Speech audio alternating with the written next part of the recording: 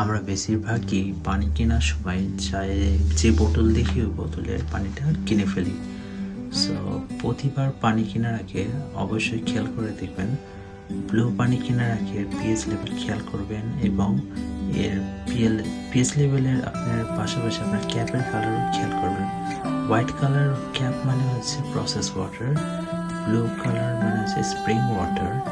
এবং এখানে দেখতে পাচ্ছেন প্রতিটা ক্যাপের আপনি বিভিন্ন কালার ক্যাপ আছে, ব্লু, হোয়াইট, গ্রিন, ইভেন আপনার স্প্রিং ওয়াটার আছে। এটা হচ্ছে অ্যালকালাইন ওয়াটার, এটা অনেক ভালো, এর পিএইচ লেভেলও ভালো। এটা হচ্ছে স্প্রিং ওয়াটার।